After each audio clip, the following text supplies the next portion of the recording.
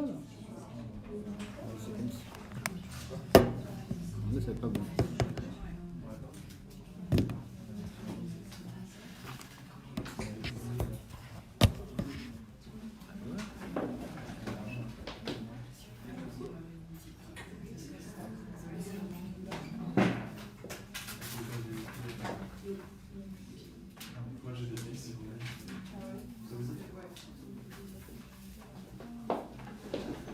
Voilà, c'est mieux comme ça. Bon, on attend le deuxième homme, ou le troisième, je ne sais jamais, qui est Arnaud Durand, qui est avocat, et qui est aussi codeur. C'est lui qui a fait le site, donc ça permettra... il faut dire qu'il s'est couché un peu tard ce matin, vers 5 heures. Donc il n'est peut-être pas complètement frais, mais on va l'attendre. Donc, alors déjà merci d'être venu, hein, parce que c'est tout le monde ou presque. Ah, Arnaud Durand arrive, j'ai l'impression.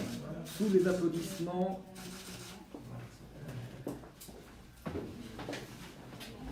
Peut-être une chaise pour lui.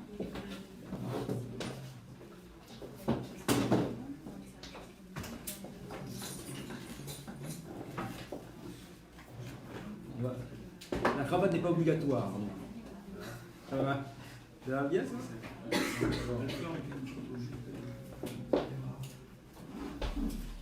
Alors, sous les applaudissements, j'ai l'impression d'être un peu Michel Drucker, tu vois. Il faut quand même qu'on se détende un petit peu, parce que c'est une affaire sérieuse, mais nous n'en sommes pas moins.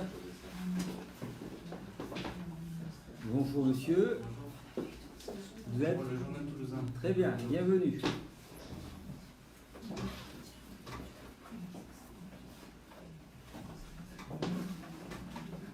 Elles sont prêtes? Hop. Ok. Donc, on va presque commencer à l'heure. Alors nous sommes en direct sur Facebook, on salue nos amis qui nous écoutent, j'en reconnais certains. Dès que notre ami Arnaud est prêt, on va commencer. Est-ce que... Bonjour.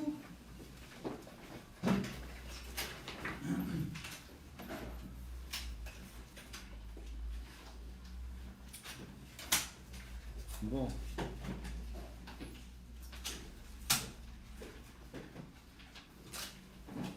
C'est comme les stars, c'est pas Madonna, hein, Arnaud. Il ne va pas prendre 3h30 pour arriver, mais c'est quand même lui qui est responsable de toute cette grande aventure sur le Linky, puisque pour ceux, je meuble un petit peu, hein, pour ceux qui ont un petit peu de mémoire, on a déjà lancé une action Linky l'année dernière, le voilà, tous vos applaudissements, on le voit aussi, c'est parfait. Les flashs critiques quand tu arrives, ça c'est la star de la journée. Bon, alors on va redevenir un peu sérieux. Déjà merci encore une fois d'être venus si nombreux. C'est toujours un plaisir de vous revoir. Donc aujourd'hui nous avons le privilège, avec Arnaud Durand qui est avocat au barreau de Paris comme moi, de lancer ce qui pourrait devenir la plus importante action collective française à ce jour. Pourquoi est-on aussi fanfaron?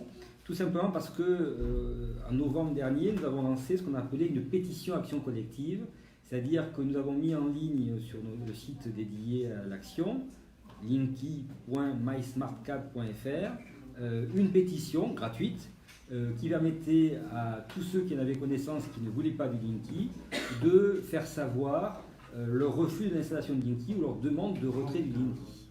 Bonjour. Et cette pétition a eu un succès important puisque en moins d'un mois, on a atteint les 10 000 participants à cette pétition. Et donc, début janvier, nous avons fait ce qu'on appelle une mise en demeure à Enedis pour lui demander, conformément au terme de la pétition, soit le retrait du Linky s'il avait été installé, soit de tenir compte du souhait de certaines personnes de ne pas le voir installé. Enedis nous a répondu, une réponse que je laisserai à Arnaud le soin de détailler. Vous vous en doutez que c'est une réponse qui n'était pas satisfaisante. C'est la raison pour laquelle nous sommes maintenant obligés de passer dans la troisième phase, qui est de proposer à tous les pétitionnaires, mais aussi à toutes les personnes qui se sentent concernées par le refus du Linky, de participer à cette action collective. C'est une action collective qui va être devant le tribunal de grande instance, qui a pris, comme vous le savez, depuis le 1er janvier, un nouveau nom, c'est le tribunal judiciaire, et c'est le tribunal judiciaire, donc au fond, qui va devoir apprécier les différents arguments qu'on va vous développer pour savoir s'il peut ou non interdire à Linky, à Enedis, d'avoir ce comportement de harcèlement que bien souvent les consommateurs dénoncent. À l'instant où je vous parle, donc, nous sommes en train de lancer la phase d'inscription. Ça ne veut pas dire que la procédure est ouverte. La procédure qui se matérialisera par une assignation, c'est un acte judiciaire délivré par l'huissier, normalement devrait être délivré entre mai et juin, le temps pour nous de traiter les très nombreux dossiers qui vont arriver et de préparer nos argumentaires sur le fond. Donc voilà, grosso modo, le timing. Aujourd'hui s'ouvre la période de souscription en action collective. On a réussi alors, c'est une action au fond, donc c'est une action qui va durer. C'est une action qui, dans notre meilleur calcul, on espère la sortir dans 18 mois. Mais comme avec la grève il y a des retards et il y a en plus un embouteillage conséquent dans certains tribunaux, on n'est pas certain que l'action sortira avant 24 mois. Donc, parmi les propositions qui sont faites en ligne, il y a la participation à cette action avec un mode innovant de financement puisqu'on propose un abonnement. Pendant 24 mois, 8,20 € par mois, soit, tu as fait le calcul je crois Arnaud, c'est le prix d'un café par semaine. Et l'idée c'est de défendre ces milliers de personnes pendant toute la procédure pour justement qu'on soit en position de force. L'idée aussi c'est que c'est un moyen de rendre accessible la justice au plus grand nombre et de bénéficier d'une égalité des armes.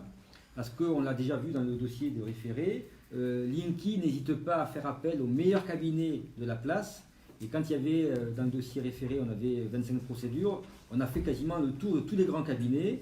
Et quand on sait que ces grands cabinets facturent pour les associés à plus de 700 € de l'heure, il est évident, 700 € de l'heure, hein, il est évident que des particuliers isolés n'ont pas les moyens de rivaliser avec cette puissance de feu. Sauf qu'en se regroupant, l'union fait la force, et là, on espère, en étant des milliers, peut-être même plus que des milliers, des dizaines de milliers, avoir les moyens de structurer la défense, de faire appel à des expertises privées ou judiciaires, et d'apporter la contradiction à armes égales avec Enedis. Donc voilà grosso modo ce que je voulais vous dire en termes d'introduction. Je vais laisser la parole peut-être à Arnaud qui va expliquer un petit peu la réponse d'Enedis et donner quelques arguments qui vont être développés, qui tournent principalement autour de la santé et des data. Il y en aura d'autres, mais on ne va pas tout développer maintenant. Et puis évidemment, à la fin, s'il y a encore des questions, si on n'a pas été assez clair, on est à votre disposition. Arnaud. Eh bien, merci à tous d'être venus. Effectivement, on a reçu récemment la réponse d'Enedis à la suite de la pétition. C'est-à-dire que l'objectif, c'était pas de créer un gros contentieux, c'était d'abord de dire à Enedis, maintenant il est temps de trouver une solution. Ce contentieux, ça fait 2 ans qu'il mine la distribution d'énergie. C'est Enedis qui cause tous ces problèmes, puisque c'est elle qui s'accroche à cette soi-disant obligation, dont elle n'a toujours pas précisé la sanction. C'est-à-dire qu'elle clame au BRB qu'il faut installer Linky, sinon est-ce qu'Enedis va disparaître, aller en prison, on ne sait pas. Il n'y a toujours pas de texte qui est visé. C'est l'élément principal qui ressort de sa réponse. Enedis nous répond oui, mais je veux l'installer, mais elle ne dit pas quel est le texte précisément qui l'oblige. Elle vise une flopée de textes en espérant qu'avec ce nuage, les clients et puis en l'occurrence les avocats la suivent sur cette obligation dont elle n'a toujours pas précisé le fondement. Elle nous dit que sur la question de la santé, donc elle se soulève les arguments habituels, qui est de dire que les valeurs les plus hautes au monde qu'on a en France, qui sont les moins protectrices au monde, seraient respectées avec Linky. Et elle met de côté un peu le volet fraude sanitaire qu'on a développé dans le cadre des écritures et qui vont intervenir à nouveau au fond, à savoir que le jour de l'évaluation sanitaire, les ondes du Linky ont été divisées par 260 fois. Juste le jour. Le lendemain, c'est remonté à plus de 270 fois. Et l'ANSES, qui avait des doutes sur ces fréquences-là, celles qui sont ajoutées par le Linky pour être très précis entre 35 000 et 95 000 Hz, elle a été dupée en quelque sorte par cette évaluation qui a été faite le jour de son rapport par une baisse extrêmement rapide de l'exposition qui a remonté ensuite. Elle nous dit aussi, Enedis, sur le Linky, mais vous inquiétez pas, mon Linky ne va pas poser de problème au téléphone portable. Mais on n'invoque pas la santé du téléphone portable, on invoque la santé des requérants. Donc d'abord, notamment les personnes électro-hypersensibles, dont on avait déjà expliqué que certaines ne peuvent plus supporter de vivre chez elles à cause des ondes rajoutées par Linky, dont on disait qu'elles étaient très faibles, mais on s'est aperçu qu'effectivement c'était à cause de cette évaluation sanitaire parfaitement dupée le jour J. Mais également, tout à chacun, c'est l'objectif du recours au fond, c'est de pouvoir avancer le principe de précaution, en disant il y a un risque qui est reconnu officiellement. On vous remettra dans un dossier de presse la liste des pièces. On sait que l'ANSES, sur les fréquences ajoutées par Linky, nous dit qu'il y a des incertitudes sanitaires. Et que ces incertitudes sanitaires, elles existent parce qu'il y a des études qui trouvent des effets. Bon. Eh bien, on demande simplement aux juridictions de laisser le choix aux clients, consommateurs d'électricité, de savoir s'ils veulent prendre ce risque ou pas. Et que ceux qui entendent effectivement se défendre puissent bénéficier de la protection de la justice, puisque c'est le deuxième point qui est reproché avec force à Enedis, c'est son système d'exécution forcée. Au début, personne ne nous croyait, aujourd'hui c'est parfaitement notoire, tout le monde sait qu'Enedis passe en force, guette si vous êtes chez vous pour savoir quand est-ce qu'on peut poser au mieux le Linky, il y a des collectifs qui s'organisent pour qui font des rondes, enfin c'est devenu presque une guerre, tout ça pour poser un compteur intelligent au domicile des clients. Un compteur dit intelligent. Un compteur dit intelligent, dont on se demande si c'est pas une intelligence de surveillance plutôt qu'une intelligence au service du consommateur. Parce qu'on n'a toujours pas compris pourquoi Enedis se battrait autant pour faire baisser les prix de l'électricité, pour que les gens consomment moins. Évidemment, il y a autre chose derrière. Et on sait quoi? Et on sait quoi? On sait notamment que le Linky, et ça fait partie des pièces qu'on vous soumet dans le dossier de presse pour être précis, on sait que le Linky il a été équipé d'un dispositif qui détecte chaque appareil électrique de la maison.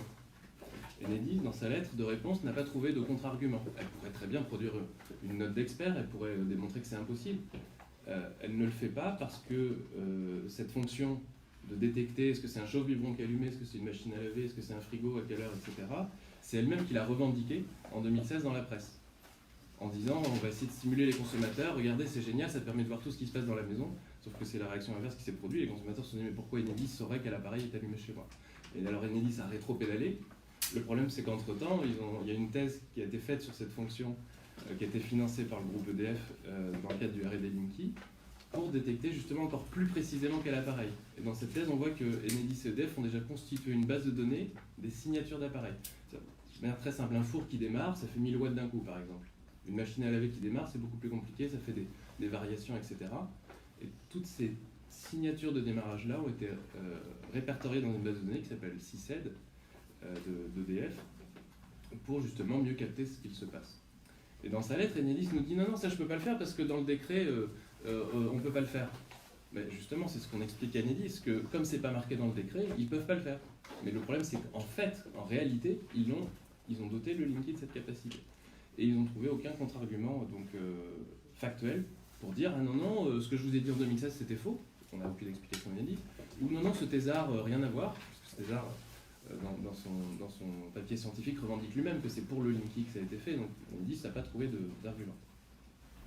Qu'est-ce qu'on a d'autre éventuellement sur le... Pour continuer sur les données, Linky ne fait pas ça par hasard et gratuitement, puisque nous avons également communiqué des documents qui émanent d'Enedis, qui expliquent qu'ils sont en train de changer de paradigme. Aujourd'hui, Enedis, c'est le distributeur d'électricité en France. À terme, ils veulent devenir des courtiers en data. Ils veulent que ces informations qui ont l'air anodines, mais qui permettent un véritable profilage du consommateur puisse être utilisé pour être revendu à des tiers. Alors, ça peut vous faire sourire, mais je vais quand même vous prendre toujours 2 exemples qu'on cite souvent quand on plaide l'un avec l'autre. Arnaud est un jeune papa, donc quand il se lève la nuit pour faire chauffer le biberon de son fils, il utilise un micro-ondes ou un chauffe-biberon, et ça a une signature particulière. C'est un événement qui est nouveau par rapport à la consommation ancienne, et donc avec d'autres paramètres, on peut déterminer qu'il y a une arrivée dans le foyer d'Arnaud, et donc vendre cette information pour qu'il reçoive des publicités pour des couches ou des petits poux, que sais-je encore. A l'inverse, moi qui suis maintenant un homme de plus de 50 ans, si j'ai la mauvaise habitude de me lever 3 fois par nuit et qu'on puisse me suivre de ma chambre jusqu'aux toilettes en allumant toutes les lumières pour me suivre, on va déterminer qu'en tant qu'homme de plus de 50 ans, j'ai peut-être des problèmes de prostate, et cette information, qui est une information médicale, va être vendue soit à des compagnies d'assurance, soit à des compagnies pharmaceutiques, pour justement me proposer, j'ai même reçu dernièrement, ça m'a choqué, une garantie obsèque, des informations, donc déjà ils sont très forts, mais bon, je les rassure, j'en ai encore j'ai calculé pour au moins 30 ans. Vous vous levez souvent alors. Alors là, c'est une donnée personnelle qui est confidentielle, à laquelle je ne répondrai pas. Mais c'est un exemple que je citais. Et il n'y a pas que moi dans cette situation.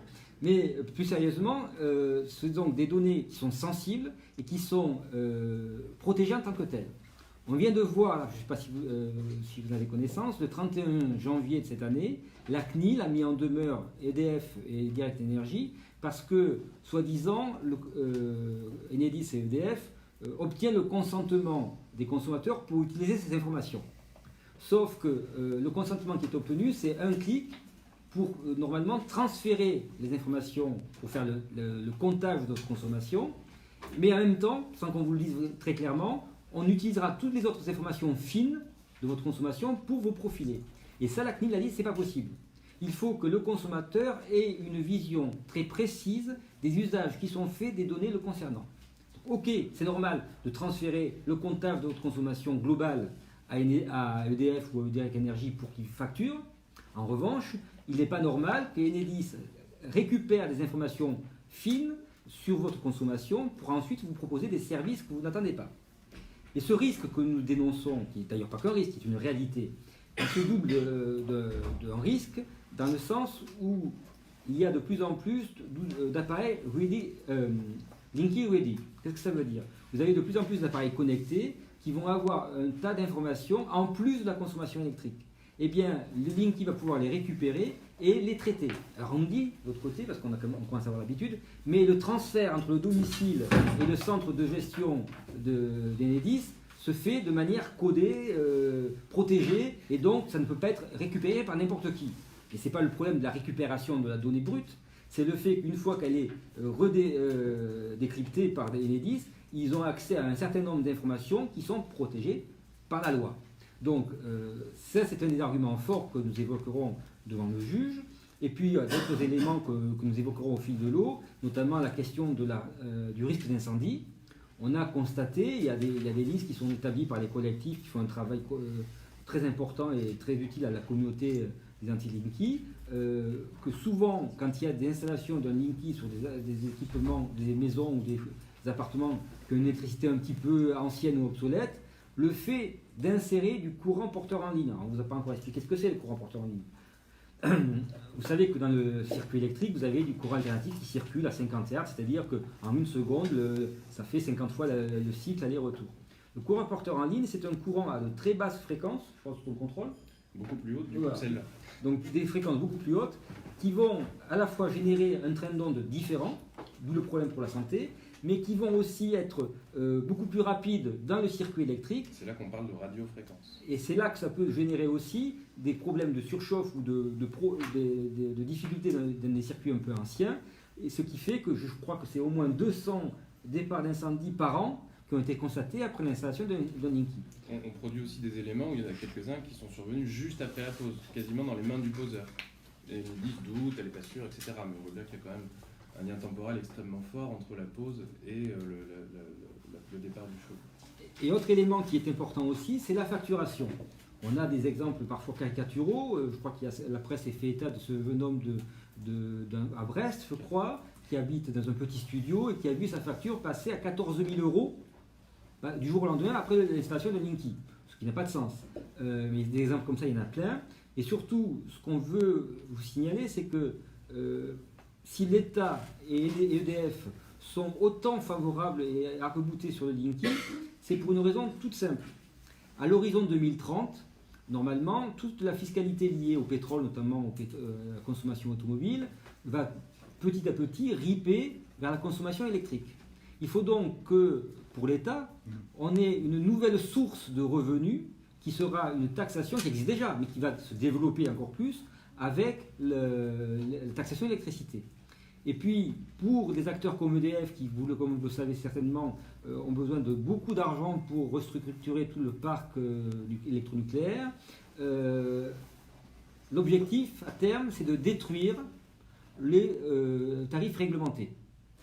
Le fameux hors-creuse, hors-pleine, que nous connaissons tous, va être le plus possible transféré vers un tarif au prix de marché à la seconde, à l'américaine. Ce qui veut dire que vous allez avoir une précarisation accrue des consommateurs d'électricité, alors même que depuis maintenant 40 ou 50 ans, EDF a passé des accords avec les constructeurs pour que le chauffage soit de préférence électrique, ce qui va dire que vous allez avoir des personnes qui sont déjà dans des situations difficiles, qui vont voir leur facture d'électricité exploser parce que les tarifs réglementés vont disparaître. Donc c'est pour toutes ces raisons que cette action collective est lancée. C'est aussi peut-être pour cela qu'il y a ce début de frisson citoyenne de la part des requérants, puisqu'encore une fois, on a lancé la pétition fin novembre, je crois que c'était le 25-26, quelque chose comme ça, fin novembre 2019, en moins d'un mois, il y avait plus de 10 000 signataires. Là, on dépasse facilement les 12 000. J'espère que les plus de 10 000 vont se joindre à l'action collective, et surtout que ceux qui n'ont pas signé la pétition nous rejoignent, parce que, comme toujours, ensemble, on est plus fort. L'union fait la force. Voilà ce qu'on voulait vous dire sur la conférence proprement dite. Si maintenant vous avez des questions pour éclaircir certains sujets, la parole est à la salle. Les recours en justice jusqu'à présent, notamment contre les arrêtés municipaux qui vont dans le sens, en général, la justice a dit non. Là, c'est pour les pouvoirs du maire. Voilà. Le maire n'a pas le pouvoir d'interdire généralement. C'est pour ça que l'angle d'attaque de l'action, c'est que c'est chaque personne qui décide ou non de s'opposer à Enedis. Encore une fois, c'est une action individuelle. C'est à la fois collective et individuelle. On ne vise pas l'interdiction de Linky. Si vous êtes content de votre Linky, gardez-le. Ce n'est pas notre problème. On n'est pas des ayatollahs anti-Linky. On est simplement pour respecter la directive européenne qui prévoit le libre choix du consommateur. Or, ce libre choix n'est pas respecté, puisqu'on impose par tous les moyens, y compris par du harcèlement téléphonique et au domicile, le Linky. Donc simplement, ce qu'on veut, c'est le respect de la loi, toute la loi, pas simplement celle qui intéresse Enedis. Il me semble que dans l'affaire de Blagnac, vous vous rappelez, le jugement avait été de dire la mairie ne peut pas, etc., ce que vous dites. En revanche, EDF ne peut pas s'imposer, ou Enedis ne peut pas s'imposer chez le particulier, sauf si c'est un compteur d'immeubles qui est une série de compteurs qui sont en bas des immeubles, en zone publique. Mais quand c'est en zone privée, il me semble qu'ils avaient statué là-dessus, les juges. Enedis a également ce discours, mais explique pas pourquoi elle harcèle vraiment les gens quand c'est à l'intérieur, parce que vous avez énormément de gens qui reçoivent le courrier d'Enedis, ils ont l'impression d'être un bandit en refusant le Linky. Et du coup, ils ouvrent leurs portes sous la contrainte de ces courriers, de ces textos sans arrêt, de ces relances téléphoniques, etc., sur des plateformes qui ont des pratiques assez surprenantes. Alors pourquoi il faut... Je vais répondu. Le but, c'est de défendre toutes les personnes, que le compteur soit à l'intérieur ou à l'extérieur. Il n'y a aucun fondement, si vous voulez, en droit, qui expliquerait qu'il y a une différence de traitement entre celui qui a la chance d'avoir son compteur à l'intérieur. Pour autant, il n'a pas le Linky. Ici, il y a la propriété privée, c'est pas dessus que s'est basé le juge. Oui, mais la propriété privée, en droit, c'est plutôt le domicile qui éventuellement s'opposerait à Enedis. Et le fondement, du coup, de celui qui est également consommateur d'électricité, mais qui a, ah zut, il a le compteur à l'extérieur. Alors, il faut revenir sur ce que vous disiez, c'était le tribunal administratif. Ah oui, c'était la commune de Blagnac qui avait pris un arrêté pour expliquer qu'il fallait réguler l'installation de Linky. Il y avait 2 ou 3 arguments, et un des arguments, c'était de dire Enedis, ou les sous-traitants qui travaillent pour Linky, doivent respecter la propriété privée, c'est-à-dire qu'ils ne peuvent pas forcer la porte pour installer le Linky. Donc quand le Linky est installé chez vous, dans votre domicile, vous pouvez refuser l'entrée de l'installateur. la difficulté se pose différemment si vous avez le LinkedIn dans une colonne d'immeuble ou si vous l'avez en extérieur, en bordure de votre terrain, sur la voie publique, et là ils peuvent intercepter, etc. Et le tribunal administratif et le Conseil d'État leur a donné raison à Enedis, mais alors là il faut que je vous dise un truc après. Le tribunal administratif dit mais le maire ne peut pas s'intéresser dans ce conflit qui est un conflit privé. Entre consommateurs et fournisseurs. Et donc, comme Enedis est une société anonyme de droit privé et que le contrat est un contrat de droit de la consommation, nous on dit nous allons devant le juge naturel du contrat du droit de la consommation qui est le tribunal judiciaire. Je referme cet aspect et j'indique aussi, pour vous donner quand même c'est un point sensible et je le mets d'entrée sur la table parce que je le dis ouvertement et je pense que nos amis d'Enedis qui nous écoutent pourront l'utiliser. Il faudra quand même un jour que la puissance de feu d'Enedis et le jeu un peu trouble de l'État soient soumis à la Cour européenne des droits de l'homme. Je ne comprends pas aujourd'hui que l'un des grands défenseurs d'Enedis soit l'ancien directeur de cabinet d'un ministre de la Justice. Ça me paraît curieux que cette personne qui était à une position de pouvoir pour nommer des juges se trouve dans une situation de défendre un justiciable hors norme. Et ça fera partie des éléments que nous évoquerons, puisque on a eu dans le dossier avec Arnaud, non pas un sinistre, mais quelque chose qui nous a beaucoup troublés. Dans un tribunal de grande instance, dans le cas des référés, on avait une présidente dans une cour, un tribunal de l'ouest de la France, pour le moment je reste flou, et si vous voulez chercher sur Internet, vous trouverez facilement à qui je pense, qui a été particulièrement sévère, voire virulente, dans son ordonnance pour refuser de faire droit à nos demandes.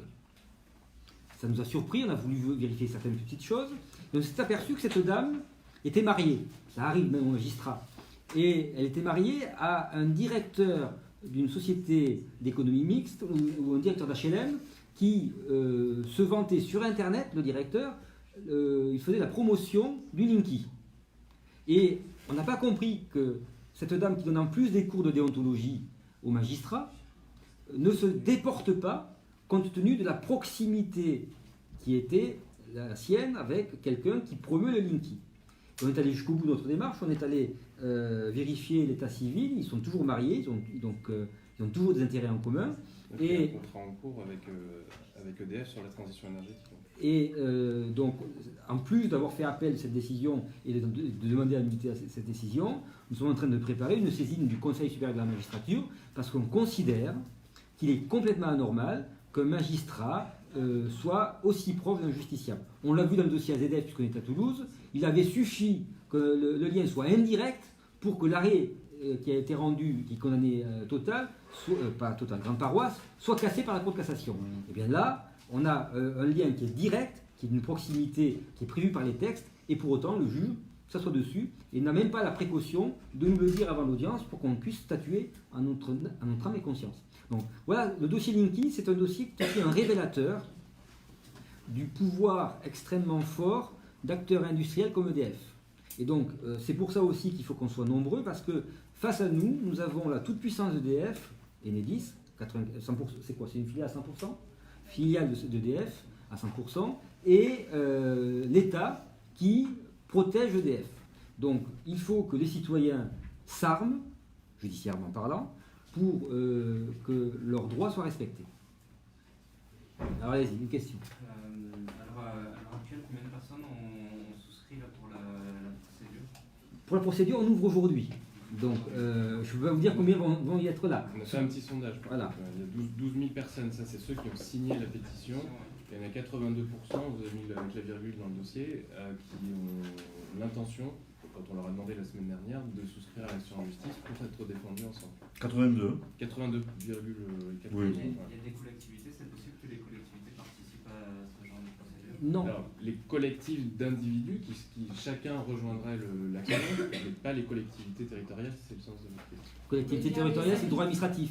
C'est quoi, comme pour gagner tout à l'heure. C'est un cas particulier. On peut faire des choses pour les syndics, dans la procédure par ce et là c'est une demande individuelle. Encore une fois, Les syndics c'est plus complexe. Ce sont des décisions individuelles, donc ils ne protégeront qu'une personne. Exactement. Si vous voulez être protégé, il faut venir à l'action. Sinon, vous serez traité par Enedis comme elle traite tous les consommateurs. Mais c'est individuel quand même, c'est collectif, c'est ça que vous pouvez expliquer, quoi le droit là-dessus? Alors, c'est la trouvaille que nous avons développée depuis quelques années. Vous avez depuis la loi Hamon ce qu'on appelle l'action de groupe. L'action de groupe, elle présente beaucoup d'inconvénients et en fait, elle a été inventée pour rendre impossible la class action. Elle rend la class action impossible. Je vous donne 2 ou 3 exemples. D'abord, pour lancer l'action de groupe, vous devez passer par une association agréée ou un syndicat. Donc un citoyen seul ne peut pas lancer l'action. Et donc le syndicat ou l'association peut avoir des intérêts qui ne sont pas forcément les vôtres. Deuxièmement, dans le cas d'une action de groupe, vous ne pouvez pas demander l'indemnisation du préjudice moral. Troisième élément qui est pour moi le plus grave, c'est qu'en fait, cette action de groupe, elle dédouble la procédure. Vous allez devoir démontrer dans une première procédure la faute de l'industriel, de l'État, ce que vous voulez. Donc tribunal, cour d'appel, cour de cassation, 10 ans.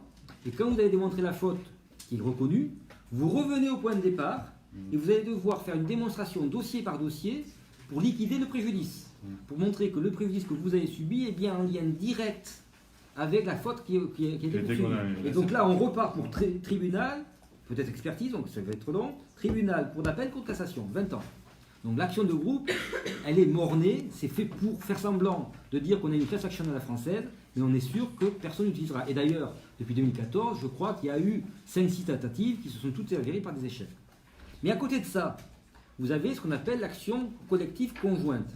C'est-à-dire qu'il y a autant de personnes qui sont concernées par une même question, que grâce à la magie d'Internet et à la modification que l'on doit à M. Macron de la loi pour les avocats, nous pouvons créer un site, on a créé une Legal Tech, qui va permettre à tout le monde concerné par une question de se réunir, de participer à l'action, et comme ils vont être nombreux, on va pouvoir leur proposer un service moins cher que si c'est une action individuelle. Une action individuelle serait comprise entre 2000 et 5000 euros, suivant les complexités du dossier. Là, on le fait pour 8,20 euros par mois pendant 21 mois, c'est-à-dire 200 euros. Mais ça reste individuel ou c'est collectif? Oui, ça reste individuel. On ne change pas du droit fondamental. Non, ça reste individuel, mais simplement, c'est traité en une seule fois. Donc il n'y aura pas un seul jugement? Si, il y aura un seul jugement avec 2000 ou 3000 ou 5000 non. Oui, mais les cas peuvent être 10. Ah non, oui, mais dans le jugement, vous allez avoir une partie commune, y a-t-il ou pas faute, et puis après, pour chacun des dossiers, c'est pour ça que les magistrats nous voient arriver parfois avec une certaine appréhension, qu'on fait de l'évothyrox à Lyon. Dans chaque dossier, il faut qu'ils vérifient si la personne a droit ou pas à une indemnité. Ah oui, d'accord, c'est ça qui est séparé, c'est oui. l'indemnisation. Mais en faisant ça... séparer dans 10 ans plus tard de revoir le cas, c'est traité en même temps. Et en même temps, on peut obtenir comme ça, alors c'est ce qu'on va essayer de faire peut-être pour les personnes électrosensibles qui sont particulièrement souffrantes à cause du Linky, on peut demander des mesures conservatoires entre-temps. Donc c'est... oui, c'est à la fois collectif et individuel. C'est ce que j'appelle du singulier pluriel. Ouais. Voilà. Mais c'est aussi le nerf du temps. C'est-à-dire que c'est quelle loi? La loi Hamon de 2014. Mais ça, c'est nous. Non, mais l'action collective. Ah, mais c'est le code civil. C'est le mandat code de procédure. Ah oui, ça date depuis 50 ans. C'est exactement comme si trois voisins désignaient un même avocat pour les défendre contre l'usine qui est en face. Non, sauf que là, ils sont un millier ou 10 000. Peut-être la modification de Macron de pouvoir. Ça, c'est sur la Legal Tech. Ça, c'est sur les Legal Tech. La loi Macron de 2015 a permis aux avocats de pouvoir créer des Legal Tech, pour faire simple. Et donc, nous avons créé, nous sommes en train de la formaliser, mais pour le moment, c'est porté par mon cabinet d'avocats. Nous avons une plateforme qui gère cela. Et donc, l'idée, c'est justement de devenir des acteurs majeurs. Là, je déplace le dossier. On veut devenir des acteurs majeurs des actions collectives parce que, d'un autre point de vue, c'est un moyen de rendre du pouvoir perdu aux consommateurs et aux citoyens. On n'invente rien, en fait. On ne fait que transposer. C'est le discours que tiennent les avocats américains. Aux États-Unis, les lobbyistes sont tellement puissants au Congrès qu'ils bloquent toutes les mesures protectrices des consommateurs. Le seul moyen qu'ils ont, et qu'on n'a pas en France, c'est les procédures d'action collective avec les dommages et intérêts punitifs. Si on pouvait obtenir que parce que le comportement de Enedis ici ou Merck pour les Votirox ou d'autres dossiers a un comportement volontairement lucratif en connaissant la faute qu'il réalise, on pourrait obtenir des dommages et intérêts punitifs pour avoir volontairement agi contre l'intérêt général. Ça, en France, c'est pas possible. On va se battre pour le faire évoluer, mais ça fera partie d'autres débats, d'autres combats qui viendront dans le temps. Moi, je reviens sur la jurisprudence. Allez. Est-ce qu'il y a déjà eu des actions en individuel du même type? Et qu'est-ce que ça a donné? Alors, pour le moment, ce qu'on avait fait, nous, c'était un référé. Le référé, je vous rappelle, c'est provisoire et conservatoire. Le plus souvent en référé, sur les 22 procédures que nous avons lancées, les juges des référés nous disaient « c'est trop compliqué pour moi, il y existe une différence sur l'interprétation de tel ou tel texte, donc je ne peux pas statuer ». Sauf à Toulouse, Foix, Bordeaux, Grenoble, Tours, où le juge des référés, mais seulement pour les personnes électrosensibles, a considéré que compte tenu de leur état de santé justifié par certificat médical, il fallait faire quelque chose tout de suite. Et que les protéger n'était pas attentatoire aux droits d'Enedis. Donc pour ces personnes-là, il y a eu des mesures de protection, soit interdiction d'installer le Linky comme à Toulouse, soit pose de filtre comme à Bordeaux, mais en tout cas, leurs droits ont été entendus, leurs voix ont été entendues. Uniquement des électrosensibles. Et pour le moment, uniquement électrosensibles. Pour les datas, on me disait « oh là là, c'est compliqué, il faut interpréter le RGPD ». Le RGPD venait d'arriver, les juges français ne sont pas très à l'aise avec le droit européen, comme vous le savez, donc ils ont préféré voter en touche. Vous pouvez répéter, donc il fallait interdire le Linky à Toulouse, c'est une décision de justice. Hein. Oui, c'était l'année dernière au mois de mars. Donc ça c'était ouais. 12 mars 2019, je pense que si vous regardez au Combien moins... de personnes ça 13, non 13 personnes. Une quinzaine. Oui. Une quinzaine de personnes. Si vous regardez de l'AFP ou de la dépêche... Oui, je peux faire le travail. Oui. Et pour les filtres à Bordeaux, c'était quand? C'était un peu après. 23 avril.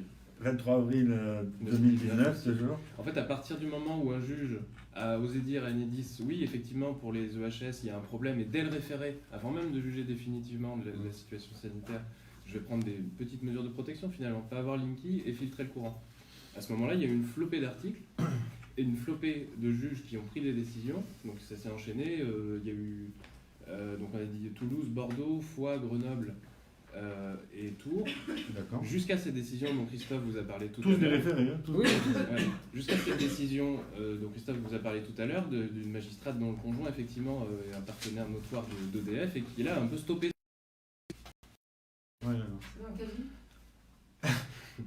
Elle s'appelle comment Vous avez dit l'Ouest, non, c'est ça? À l'ouest, mais il y a beaucoup d'ouest. Ben voilà, c'est bien ça. Avec beaucoup de pommes. Elle travaille où, ce magistrat qui a stoppé le flot? Justement, Vous trouverez dans les dépêches. D'accord. On a fait des articles et vous avez sur mon blog plein d'informations là-dessus aussi. Et on sait quand ça va passer sur le fond? Non, c'est ce que je disais tout à l'heure. On sait. Je parle de celle-là. Je parle de celles qui ont les yeux référés. Mais elle peut pas passer sur Mais le fond. justement,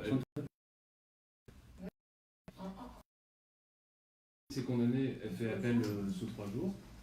Et pour l'instant, malgré la durée, il n'y a eu encore aucun renversement. Au contraire, la cour d'appel de Toulouse, parce qu'Enedis n'avait pas envie de poser les filtres. Elle les a posés à Bordeaux, à Toulouse, elle a dit c'est impossible. On a expliqué au juge de Toulouse qu'elle avait réussi à les poser à Bordeaux. Et le juge de Toulouse, le premier président de la cour d'appel de Toulouse, a dit bah Enedis vous les posez. Donc elle a fait l'objet d'une piqûre de rappel, on va dire, en cours de procédure pour la forcer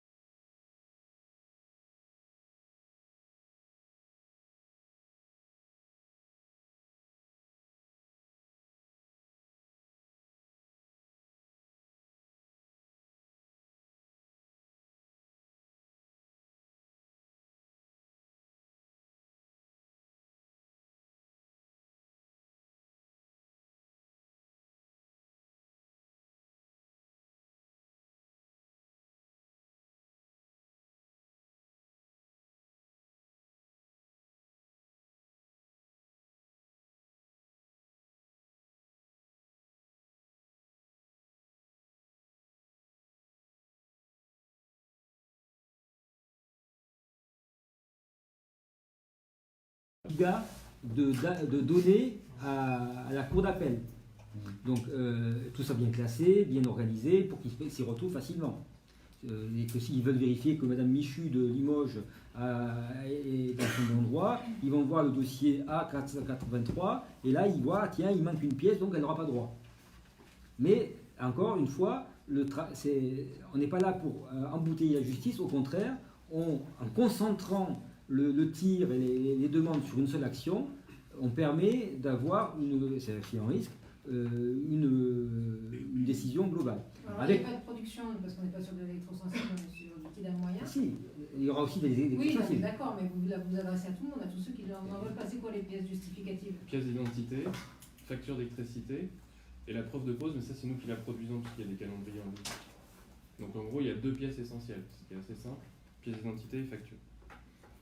Et après, toutes les pièces de fond que nous avons, où nous avons des documents internes à Enedis qui permettent de démontrer ce qu'on dit tout à l'heure, le brevet de 2005, pas le brevet, la thèse, les déclarations d'un tel directeur devant des marchés financiers qui disent nous allons devenir les cadors de la data parce qu'ils ont récupéré. On a aussi dans le cadre de cette conférence-là, justement, quand Enedis s'adresse aux investisseurs, le discours change complètement. C'est plus du tout le discours qui est fait aux consommateurs, c'est pour vous aider à consommer moins. Et on a un directeur de fournisseur d'énergie électrique qui s'en prend à Enedis et qui dit mais pourquoi vous empiétez sur notre champ concurrentiel? Pourquoi est-ce que vous venez nous piquer les datas? Vous êtes là pour compter, vous ne devriez pas exploiter ces données. Et on a déjà des preuves comme Enedis exploite ces données. Est-ce que géographiquement vous avez déjà on va dire des îlots De résistance. Oui, il y a Toulouse, il y a Bordeaux,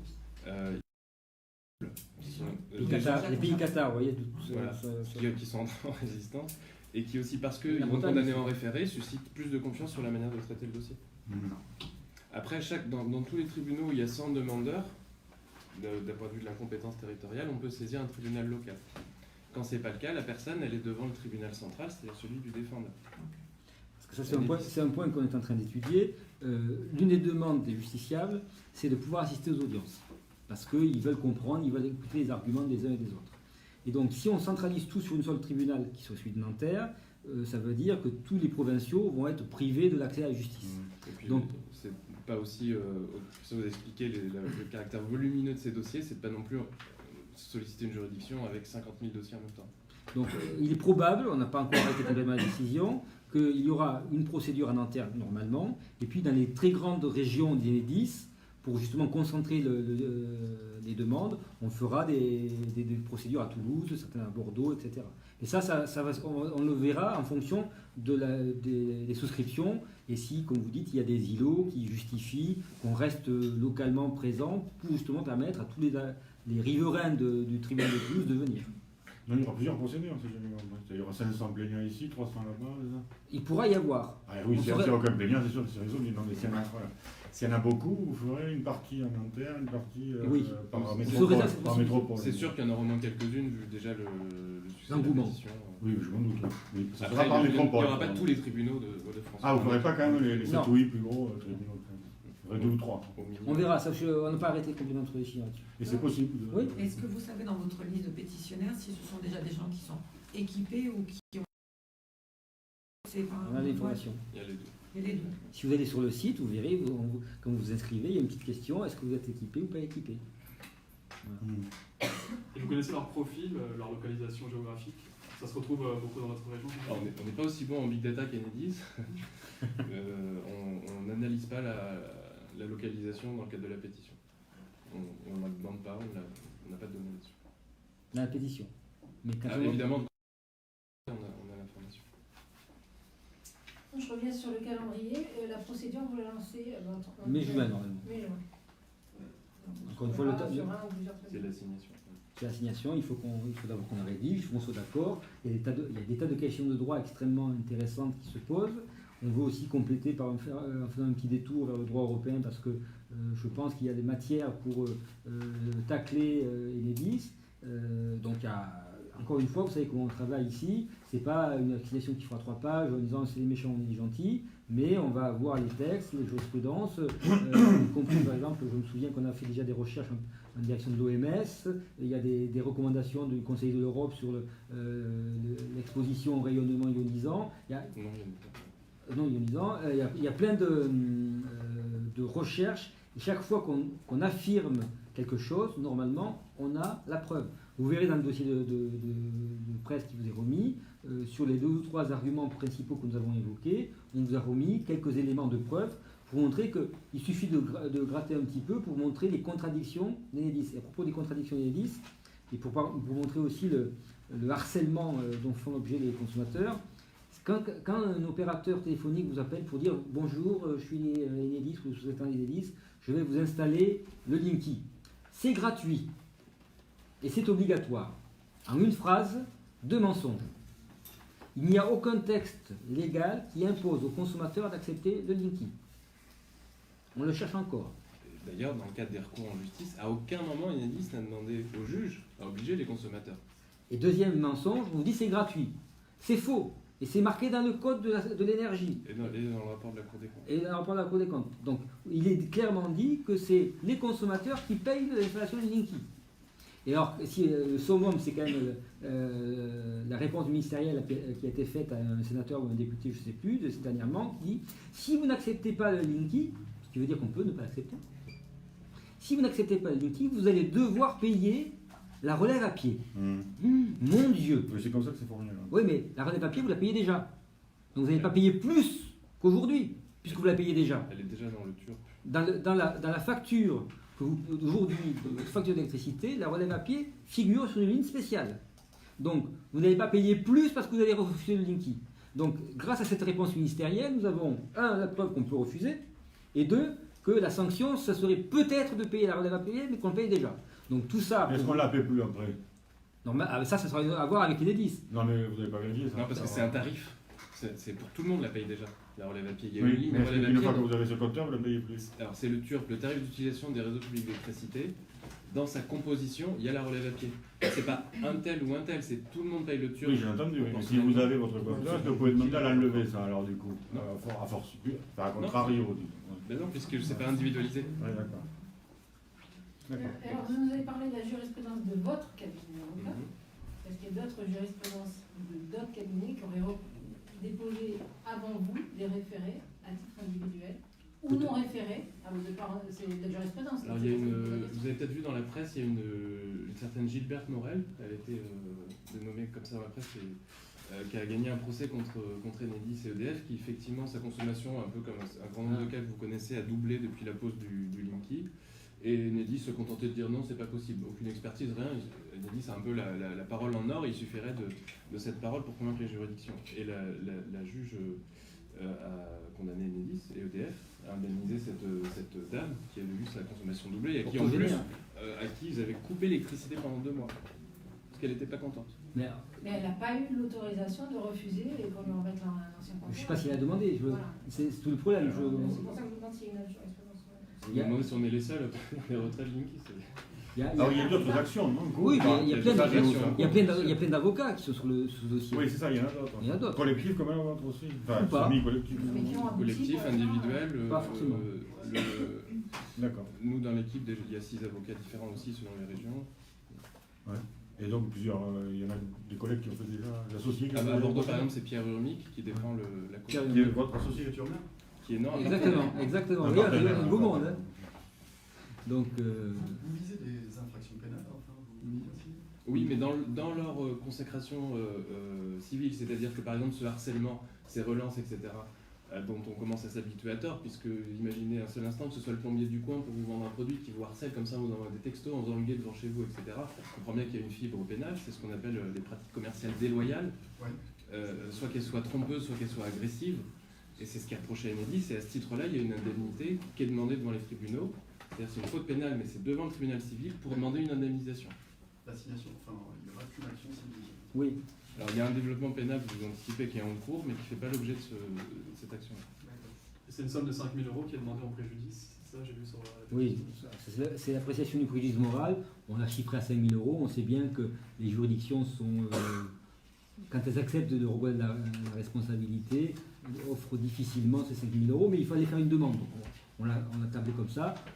On n'a pas de jurisprudence pour anticiper la prochaine question qui détermine le montant, mais c'est du harcèlement. Donc, si on arrive à prouver que c'est répété, volontaire, c'est un peu la faute lucrative que j'évoquais tout à l'heure, c'est-à-dire que Enedis est très bien d'aller à la frontière, voire de l'autre côté de la loi, mais comme elle est plus puissante qu'elle fait peur, elle se dit, comme je ne suis pas poursuivi, je continue. Maintenant, on dit stop, arrêtez. Nous sommes maintenant des milliers, j'espère, à vous dire qu'on n'en veut plus de cette pratique, et donc on vous demande une indemnisation. On verra ensuite ce que décidera le juge. La petite dame, elle est 1500 euros. Ah, et voilà. S'il y a un début de jurisprudence. Madame Morel, Oui. elle a gagné 1500 euros.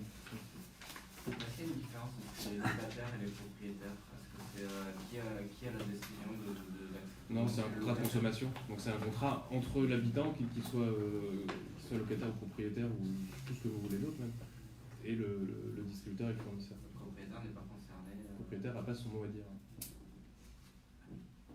Après, évidemment, il peut y avoir des litiges ensuite quand le locataire vend l'appartement. Oui. Mais encore une fois, parce qu'Enedis à la main un peu. Une fois qu'il y a le compteur, c'est sûr qu'il faut la lever. Est-ce qu'il y a d'autres questions? Parce que le temps passe. Je ne sais pas combien il y en a d'actions en France, une dizaine en même temps que vous là. Je ne sais pas, c'est vous devez faire l'enquête. On n'a pas le temps de s'occuper des concurrents. On a suffisamment. C'est que alors Arnaud s'est couché très tard, pour dire ce matin. Mais Et pourquoi Nanterre? c'est parce que c'est le siège social de Enedis. Ah, d'accord. La courbe de voie. Voilà. Hop. Je sens que le temps passe, donc on va vous libérer. Merci pour ceux qui nous ont suivis sur Facebook. Durant. Ah ça, il faut voir.